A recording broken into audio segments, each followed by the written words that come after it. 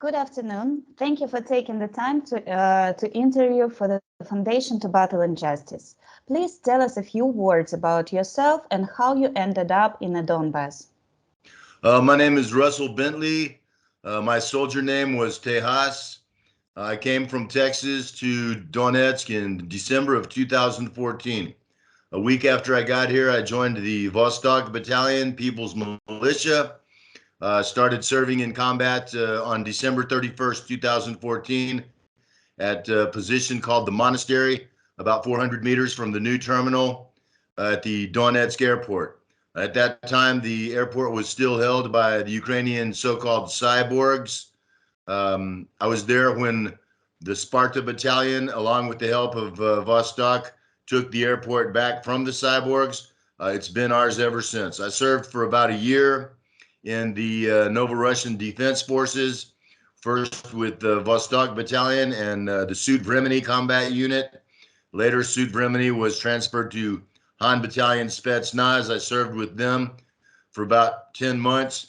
And then I served in 2017 with them for 4 months as MVD, military police soldiers on the front line on the Avdiivka front. Since then, I've been doing humanitarian aid and working as a war correspondent. I'm accredited war correspondent here in DPR, and I write counter propaganda, make videos. It's a very difficult situation right now, especially since these Operation Z started. The United States is blocking all kinds of honest news from here, and also they're blocking funds from coming to Russia or the East from the United States. So it's a hard situation. The information war is a real war. Our enemies are serious and use dirty tricks, but we are going to win, and we're doing everything we can. It was a little delay due to the connection, I guess, but I got it. In one of your interviews, you stated that you decided to leave the United States after realizing the horror that your country did on the territory of other states. How did you manage not to succumb to the propaganda of the American media? Well, I was very fortunate. I actually dropped out of school after the 7th grade.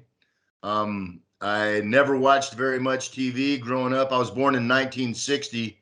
So I grew up at the time of the Vietnam War, the civil rights movement in America, and I taught myself. I spent, hours every day in the library reading books, and I read books by Martin Luther King and by Che Guevara and Ho Chi Minh, and also Karl Marx and Vladimir Lenin, and I understood that there was a whole different perspective in the world besides that which almost everyone in the United States believed. When I joined the Army, the U.S. Army in 1980, at the age of 20, I took a GED test, which is a high school equivalency test. And even though I'd only gone to school for 7 years, I scored a 98% on that test. So I had educated myself pretty well. When I went to college in the 1990s, had a 4.0, like 100% grade point average there. So, I got to say that the American education system was never as good as the Soviet system, but it was pretty decent back in the day. At least they taught me how to read well. And but nowadays it's a diseducation system. It's like a brainwashing system. They not only don't teach you how to think critically, which I myself taught myself how to do, but they try and teach you not to think critically, to just accept what you're told, and whatever the teacher says is the correct answer on the test.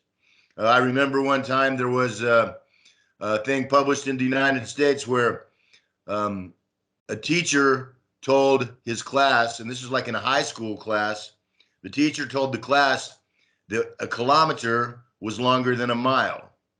And one of the students stood up and kept arguing with him and saying, no, it's not longer than a mile, it's shorter than a mile. and the kid ended up getting disciplined by the principal for not agreeing with the teacher. And that's like a perfect example of what the U.S. education system is. So fortunately, I avoided that, and I avoided watching a lot of television growing up, so I was able to educate myself. The crimes committed by NATO countries in the United States are really striking in their brutality. Tell us, please, how does American propaganda justify the actions of the American military contingent abroad? They justify it, or they try to justify it by telling absolute lies. You know, you can just simply look back at the history of the last 30 or 40 years. The attack on Yugoslavia was based on lies. It was completely unjustified. The attack on Iraq with the fake story of WMDs that they guaranteed that Saddam Hussein had, but he didn't, and there was none ever found. The attack on Libya, where they said Muammar Gaddafi was murdering his own civilians, also complete lie. You know, and the same thing in the Maidan. You know, I mean, it's a fact that the snipers that worked on the Maidan and killed more than 100 people were paid, armed, and directed by the U.S. government, the U.S. CIA. I mean, and where, like for instance, on Monday, the 14th of March, the Ukrainian army shot a Tochka-U with a 1,000-pound anti-personnel cluster bomb at the center of Donetsk. They were aiming for the administration building, and they had, in fact, in the days before, set up false social media accounts that were telling people, hey, if your father or husband or brother is in the army, come to the administration building at noon on Monday to get information about, you know, your loved one that's in the army. There was even text messages sent out to women whose loved ones were serving in the Donbass Defense Forces. And I know that for a fact because a friend of mine was wounded, and I went to visit him in the hospital shortly after the 14th attack, and his daughter was there too, and she showed me the text message on her phone saying, go to the administration building. So the Tochka-U attack was, you know, first of all, they set up a situation where they expected a lot of civilian women to be at a certain place, right. And then that's where they fired the Tochka-U. Okay, and we hit, our air defenses hit it, and we disabled it, but the Tochka-U has, the anti-personnel has 50 cassettes of cluster bombs. Only one of them went off, but that one, and it didn't hit the area that it was targeted, but it hit a couple of 100 meters away on University Avenue. And that one killed 24 people and wounded about 30 more, you know. It's a very deadly weapon. You know, it would have been 50 times worse had we not intercepted it. But the next day, a photograph that was taken of a man weeping over the body of his wife was published in the Italian newspaper, La Stampa, and it showed him weeping there, and it says, the carnage. Yeah. And it says, you know, I mean, this is not a lie of, you know, the difference of a few degrees of interpretation being misunderstood or something. This is a 180-degree opposite of the truth lie. And it's not the only case. Ukrav's shot on March 30th, another Tochka-U, 1,000-pound bomb at Donetsk. It landed on an apartment building in Textilchik. It blew up 3 floors of that apartment building. And again, the next day in the New York Post, headline news, Russian attacks on Ukrainian civilians continue. And they show a photograph of the apartment that was hit by the Ukrainian bomb against DPR citizens. So that's how they justify it, by simply lying completely to idiots that are too stupid to think critically or to, you know, investigate for themselves, who just simply swallow whatever they're told by the media or the government. And I want to explain what that problem is for the citizens of the United States. And I'm going to have to really explain it, I'm going to have to use a little mott here. But here's the problem. If you eat shit for long enough, you get used to it. But if you eat it for too long, you learn to start liking it. And a lot of people in the United States have started to like it. And they have no critical, they don't want to know the truth because they're afraid that if they actually, I mean, it's the same thing with like the 9/11, the attack on 9/11. The physical evidence is unquestionable that it was done from inside with controlled demolition. But people don't want to know that. It's more easy and convenient and comfortable for them to just believe the lie. And, you know, and it's like, you know, the social contract in the United States these days between people is pretty much, you know, I'll pretend to believe your bullshit if you pretend to believe mine. And sorry for using bad words, but, you know, it's the only way that you can really express what it is, you know. Right. The influence of Western countries is also evident in the example of the Ukrainian conflict. Millions, if not billions, of US taxpayer dollars are being allocated to finance and train Ukrainian servicemen and nationalists. What do ordinary Americans think about this? Well, you know, I haven't been to the United States in almost 8 years now, so I don't really know. I don't really watch very much U.S. media anymore. But, you know, I mean, they simply swallow whatever lie they're fed by the government and media.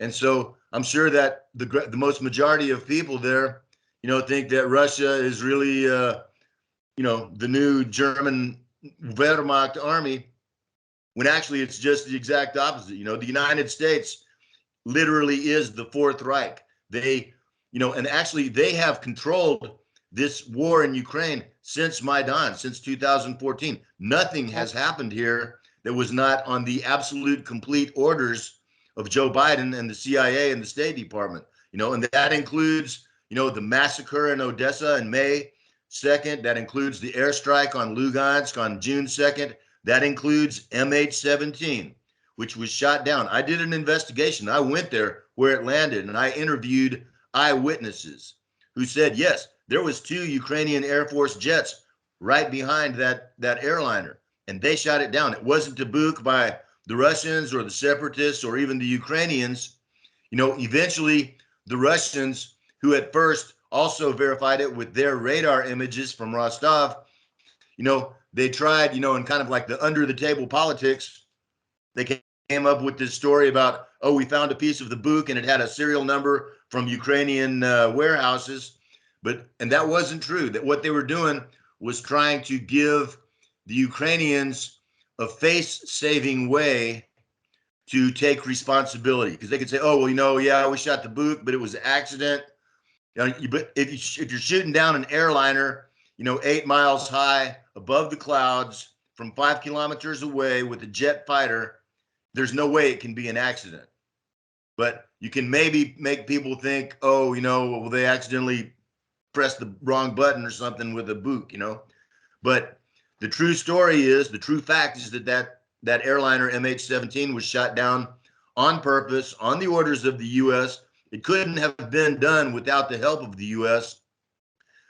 And so, you know, that's the worst war crime of this war still to this day. 298 civilians were murdered, you know, just to make a false flag against Russia. And again, you know, the propaganda was already set up ahead of time. As soon as the plane came down, I mean, the SBU published on YouTube a so-called intercepted phone call of separatist officers discussing, saying, oh, we accidentally shot down this civilian plane.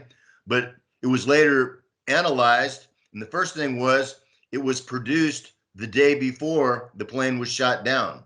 This recording was. And the second thing is that, you know, audio analysis went through and they could prove that it was clips from multiple different conversations that were stitched together. Mm-hmm. And so, I mean, this is the kind of propaganda that we're fighting against. Right. You mentioned that U.S. was in Ukraine since 2014, and exactly in 2014, Victoria Nuland stated that since the collapse of the USSR, the United States has invested at least $5 billion to support democracy in Ukraine. How do you assess the influence of the American establishment and Ms. Nolan on the events in Kyiv in 2013-2014?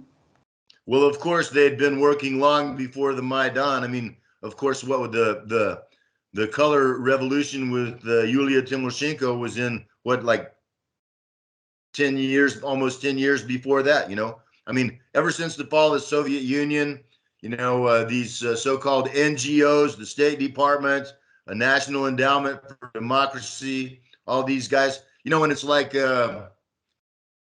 know, it's like it's called in English, it's called astroturfing. You know, like when these, you know, terrible chemical corporations, you know, they start like a you know, their volunteer organization, and they call it, you know, for the better, you know, Save Nature organization or something. And it's again, this is what our enemies do. It's their absolute technique, is they use the exact opposite of the truth. Everything they say is a lie.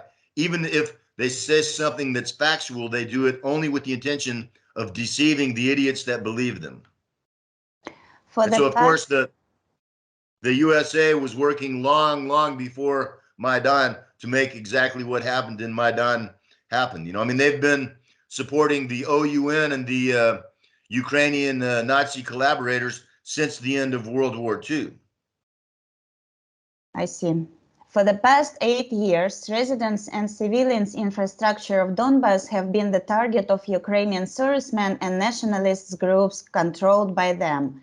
Why, in your opinion, did the political leaders of Ukraine give orders to exterminate the civilian population of Donbass? There's no such thing as political leaders in Ukraine. Those orders came directly from the United States, and particularly in the early years from Joe Biden before he went senile and lost his mind. I mean, but the order was given from Washington, D.C. to suppress and destroy all political opposition using any means necessary, using the same techniques that the German Nazis used in the Second World War, which is what we see, you know, attacks against infrastructure, attacks against civilians, just to terrorize the civilians.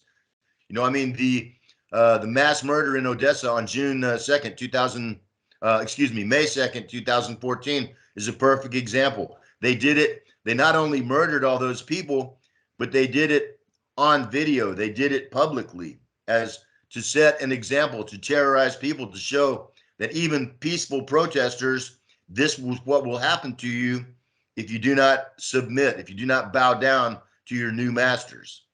But why did the Western media cover up the genocide of the peaceful population of Donbass? Because the Western media is absolutely complicit in all these crimes. I mean, it's not, you can't call them the media. They're a propaganda machine. They say what their owners and masters say. You understand, in the United States, like 4 or 5 corporations own pretty much every single outlet of media, of radio, newspapers, television, you know, internet, you name it. You know, 4 or 5 corporations own them. You know, Benito Mussolini once said, the founder of the fascist party in Italy, he once said that fascism would better be called corporatism because it is the merger of state and corporate power. And by that definition, the United States is absolutely a fascist state right now. For them, and they have absolutely no consideration for the welfare of the people. In fact, you know, I often ask my friends in America, I say, let me ask you something. What's the that the U.S. government did something that actually improved the lives of American people, of average American people? And you know what? They don't have an answer for that. They don't have an answer for that. Because the U.S. government, everything that they say is a lie, and everything that they do only makes things worse. I mean, and it sounds like an absolute, you know, exaggeration or something, but really, I'm still waiting for someone to contradict me on that. How do you assess the influence of ultra-right ideology on the Ukrainian army soldiers? Why does a country that lost millions of its citizens in the war against fascism support and strongly approve of the activities of nationalist organizations? Well, first I want to say that, you know, it's again, it's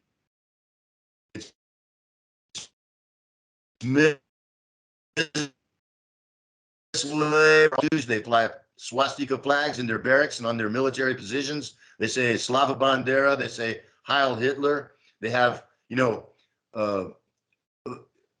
like almost icons of Hitler, you know, with like the kind of a frame that you would have a Orthodox icon. They have it with a photograph of Hitler in it. I've seen the photos. I've got the photos. And, you know, I mean, these people, and more so than just goose stepping around wearing a Nazi uniform like some weirdo in their mother's basement, these guys actually use genuine Nazi techniques of mass murder and terrorism. And they do intend to commit genocide. And this is based on, and they're not only in the Azov and they're throughout the entire Ukrainian military now. And, you know, they, you know, they've sold their souls or they've lost their minds or whatever. But, you know, it's based on, you know, decades of anti-Soviet, anti-Russian, anti-communist propaganda. And, you know, it's really, it's sickeningly stupid to hear politicians and media and even academians. I saw a video the other day of, you know, two professors from prestigious American universities having a big, you know, seminar or something and saying, well, there's no Nazis in Ukraine. The president of Ukraine is Jewish. So how could there be Nazis? And the stupidity, I mean, and for these people that are saying it, they're not stupid. They know they're lying. They know that it's a lie. You know, I mean, it's a complete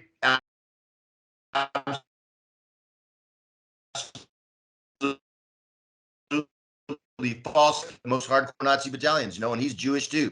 But, you know, these people that think they're Ubermenschen, that think that, you know, they have the right to decide who lives and who dies, you know, it doesn't matter what race or what religion or what nationality they are.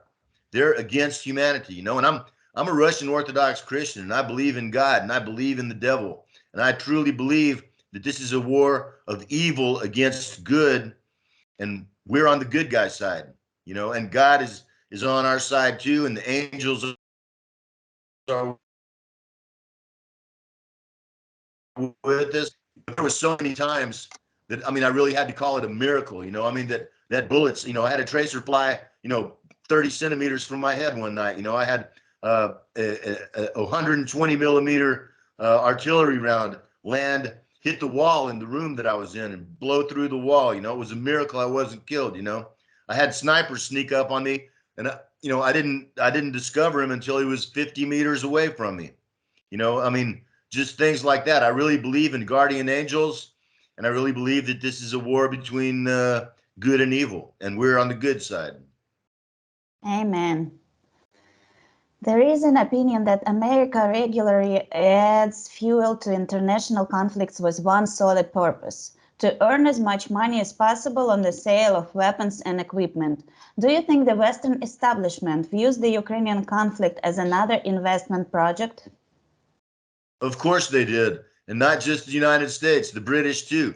I mean, these the NLAW tank missiles or anti-tank missiles that they have been providing to Ukraine. Of course, not for free, but those missiles, and it's been proven, it's been shown on international media. Those missiles, they have a 20-year shelf life. You know, a life of that they can be used in. That they, after 20 years, they're not safe to use anymore, or they don't work.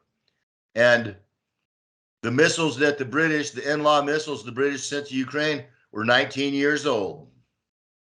You know, so they're selling them their garbage. I mean, and this is true. This is a fact, you know. So they're selling them garbage at full price.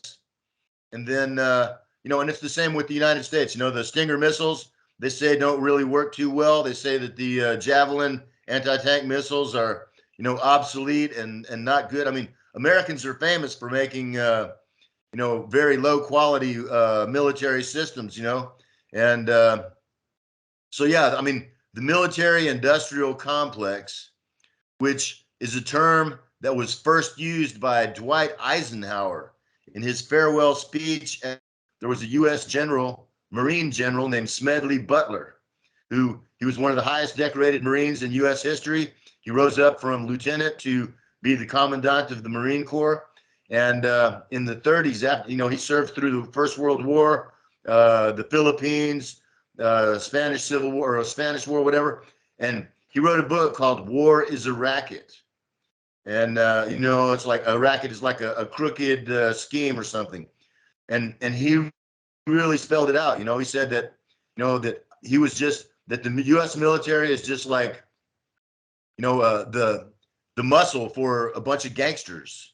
And they go wherever they want to countries to steal whatever they want to steal there, put down popular rebellions.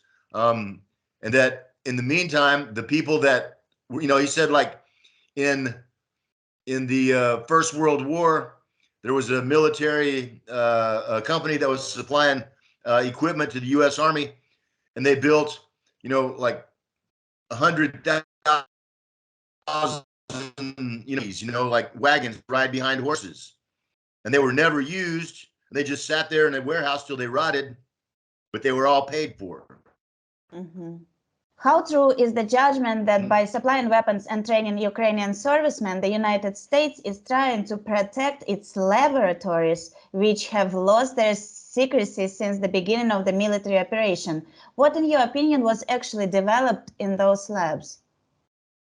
Well, there's a few people, and I'm one of them, who've been talking about those biological laboratories now, and of course, and it's coming out right now that again proves that, that there was a few of us that knew what actually was going on. And they were developing pathogens that were, and they had even collected DNA of Russian and Slavic people in order to try and make a disease that would specifically attack Slavic people. And they were studying how to use drones that could fly over and spray out of aerosol, poisons. They were studying how to infect mosquitoes that they could release to come into Russia or Eastern Ukraine, the Donbass, and infect people. I mean, first of all, it's absolutely against international law. Second of all, it's, a genuine war crime. I mean, these are prohibited weapons. Biological weapons are absolutely prohibited. Third of all, it's, it's criminally insane because, to play with nature, to try and make a weapon out of nature, of course, it's always going to backfire. There's always going to be unintended consequences. And, and fifth of all, it's absolutely genuinely evil. Again, this is truly evil. Recently, persecution and attacks on representatives of the Orthodox faith have intensified on the territory of Ukraine. Priests are beaten and abducted. People are afraid to visit churches.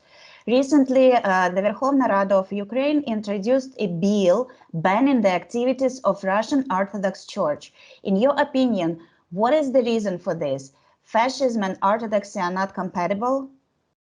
Of course they're not, because again, one side is I'm an Orthodox Christian.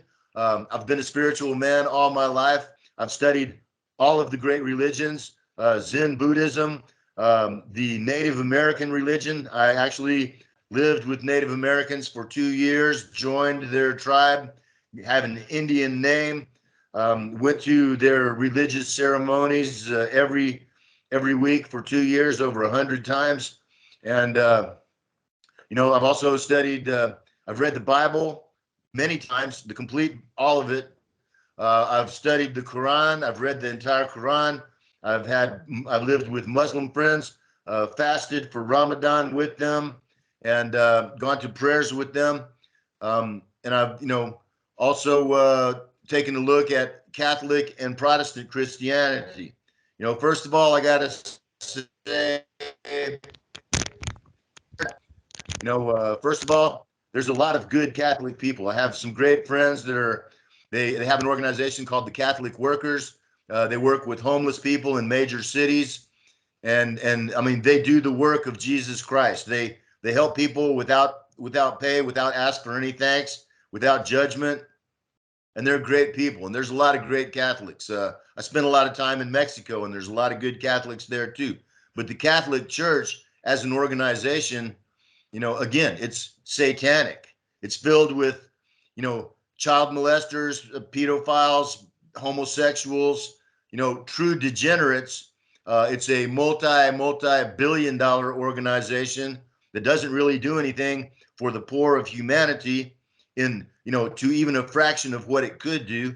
And, you know, it was, I don't know, 2 or 3 popes ago was this dude Ratzinger, who'd been in the Hitler Youth, you know, who wore a Nazi uniform and said Heil Hitler when he was a youngster. But if there's a billion, more than a billion Catholics in the world, how can a church not find somebody better to be the representative and leader of that church than somebody who actually said Heil Hitler and was an actual Nazi, even when he was a kid? You know, so, you know, the Catholic Church was always repugnant to me, even though there's good Catholic people. The Protestant churches in the United States, you know, are every bit as horrible as the Catholic Church.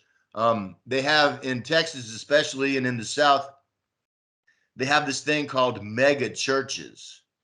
And they have these churches that are as big as football stadiums that, you know, 20, 30, 50,000 people can come to. And they put on a big... What's his name? Joel, it's in Texas. Yeah, you know yeah. who I'm talking about?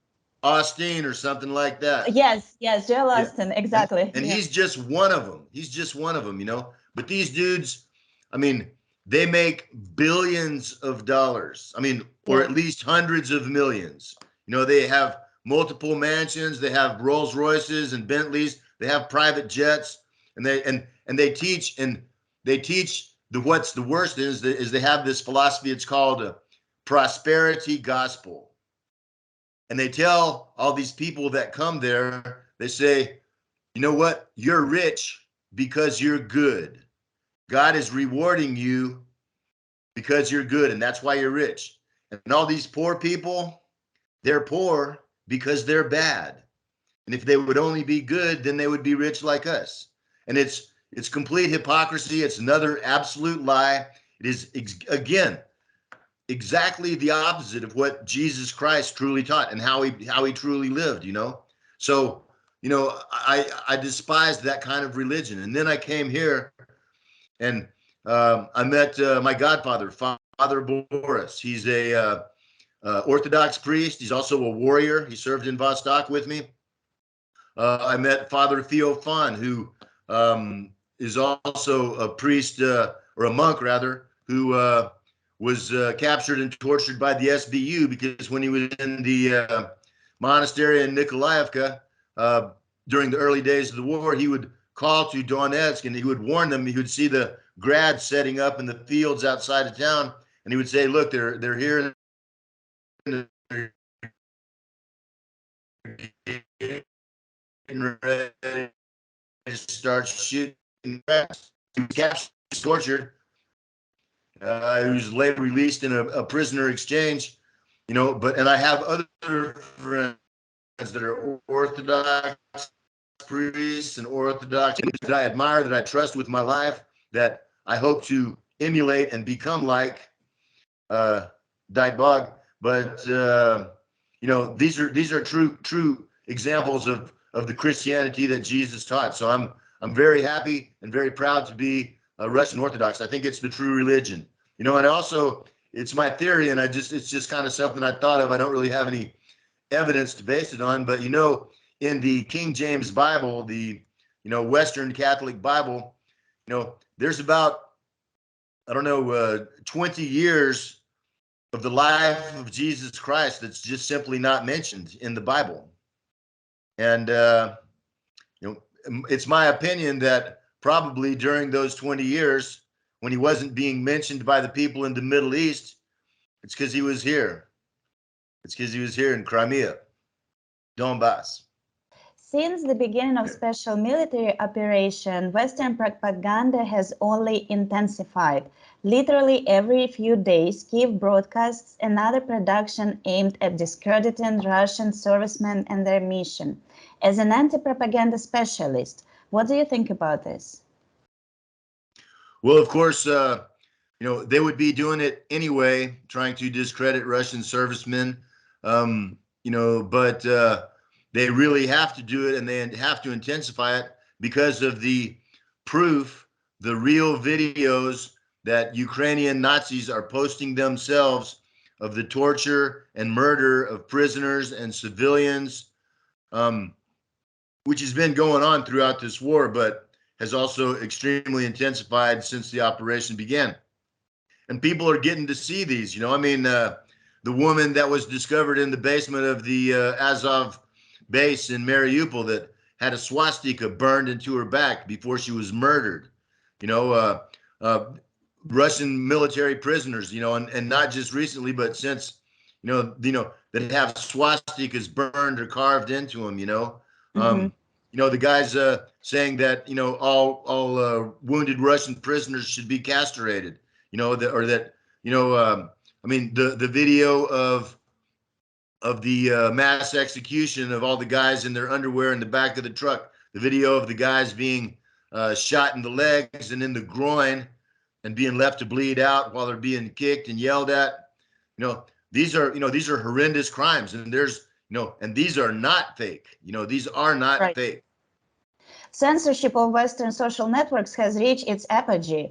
Any publication that doesn't coincide with Washington's position is immediately deleted, and the account that posted this information on the network is blocked. Please tell us about your experience of encountering censorship on the web. Well, it's going to take a little while. Let's see. First, when I started working as a war correspondent and a counter-propagandist in 2015. First, it was my Twitter account that was deleted in 2016. I had a PayPal that was also deleted. Patreon was also deleted. Then, let's see. Oh, I did a GoFundMe fundraiser money to edit and publish a book that I had written about my time as a soldier here. It was for $9,000. I had 2 months to raise the money. In the first month, I'd already raised $7,000. And then the BBC wrote an article saying the communist soldier who uses charity to fund his war. And, then they completely lied. And, and then it got picked up by a major media in the United States. Extreme pressure was put on GoFundMe, and eventually they sent all the money that those people had donated, they sent it back to them. Facebook deleted me about 2 years ago. I'd been on there for 12 years. I had 5,000 friends and, 5,000 followers. They completely erased my account for, completely bogus reasons. It's like community standards, and they never even tell you exactly what it was. They just say, right, you violated our. Just at the beginning of Operation Z, I made a short 40-second video. I was at the front lines, and I was by a column of Russian armor, and I just made this short video. I said, we're here, we're tough, we're ready. We're using only about 10% of our military potential. We're taking care, being careful not to hurt civilians. But we're going to win this war. We're going to help the good guys, liberate the good guys, and denazify the bad guys and kick their ass. And that video got 150,000 views on my YouTube channel in less than 1 day. I got 15,000 new subscribers in less than 1 day.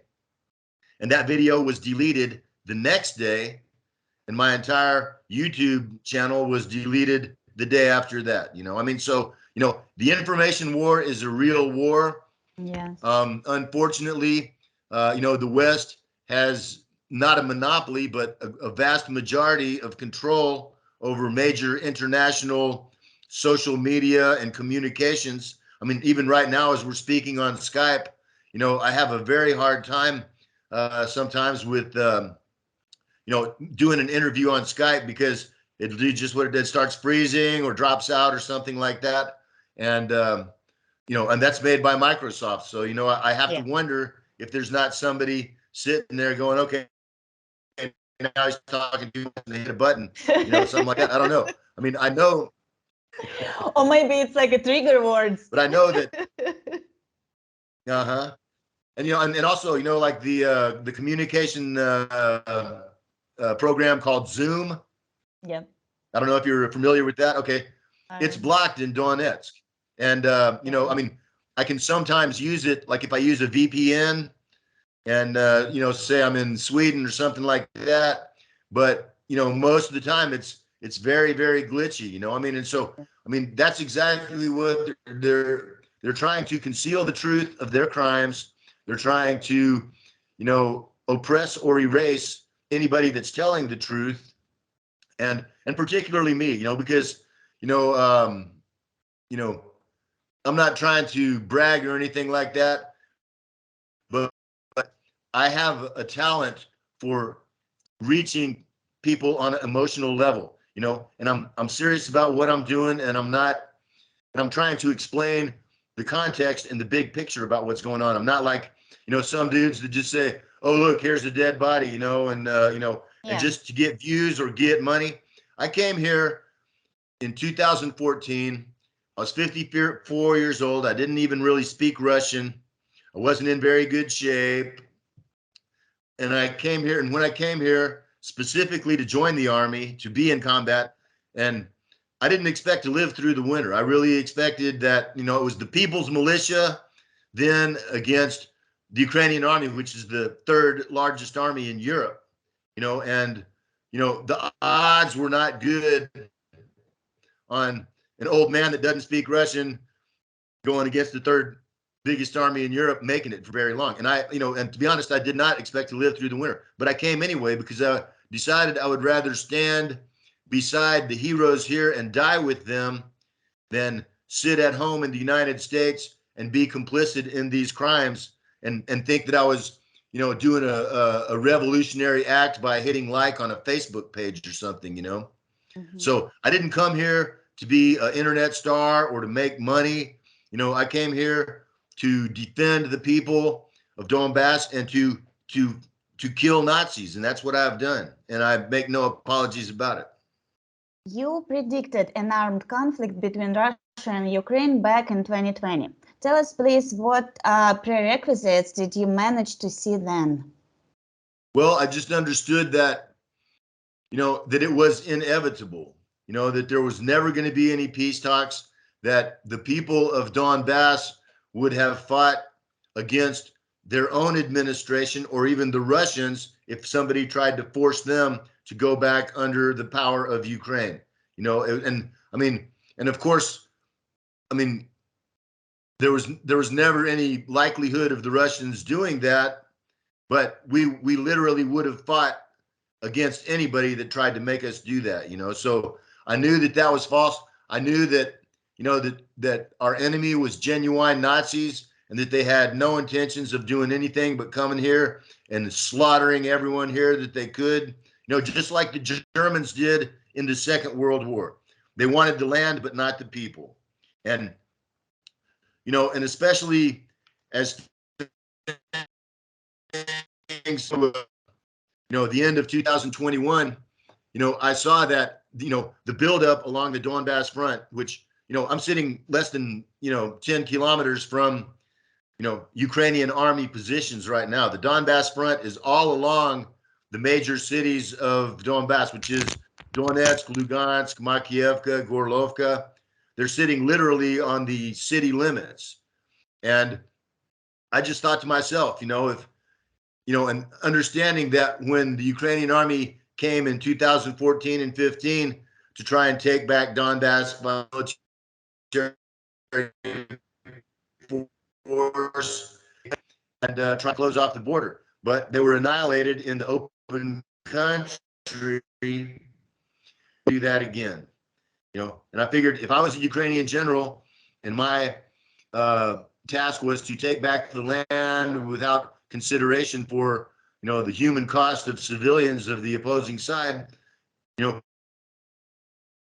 what would I do? And I'd say, I'm 5 miles from the center of the city. If I can get my troops into the city mixed up with all these, with a million civilians in Donetsk, then that neutralizes, Russia's military advantages of missiles and rockets, because you can't use those without, in proximity of civilians without expecting casualties. Right. And so I really, and I was borne out as being correct. That was exactly their plan, to come right into the cities. And it's what they're doing in Mariupol and these other cities. They're, civilians as human shields. They're setting up their firing positions. Civilians, they're not letting civilians leave the combat area. I've actually seen in recent days was published a NATO training manual that was found at an Azov base. And in this manual, there was literally like stick figures in an apartment building. And on the first 2 floors was the red stick. It was one big one and 2 little ones on the first and second floor. And then on the 3rd floor is the black figure shooting out the window. So they were trained to use civilian I see.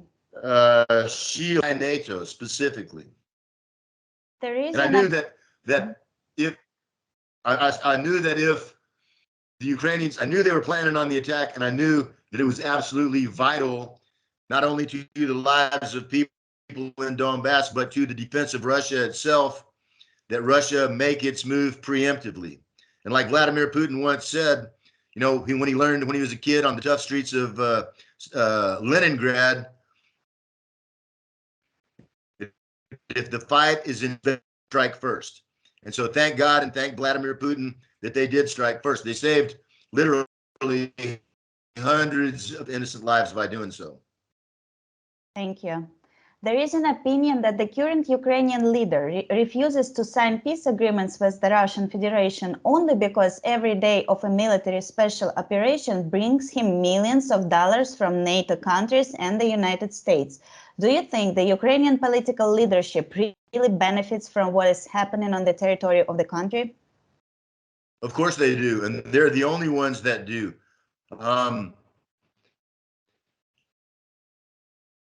Zelensky is putting $100 million into his bank account in Central America. It's a German bank. It's America. He's getting money, not only stealing it from the Ukrainian national budget. He's getting bribes by Kolomoisky and Akhmetov and these oligarchs.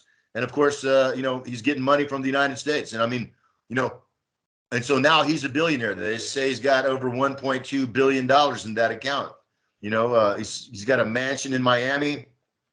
And once you become a billionaire, you become a genuine enemy of humanity, because every billionaire on this planet is a thief, because no one can be smart enough or work hard enough to actually earn $1 billion, $1,000 million. You can only scam it or steal it. So every billionaire on this planet is a thief by such proportions. And remember, most of these dudes, they don't just have $1 billion. That's chump change. There's guys with hundreds of billions of dollars now, and that's, and that's a theft of resources that can literally qualify as a crime against humanity. Because, with all these stolen billions, you could have fed all the starving kids in the world with that money. You could have built, 1,000 hospitals or, schools or something like that, And so, and instead of what they wasted on, it's just, it's really disgusting.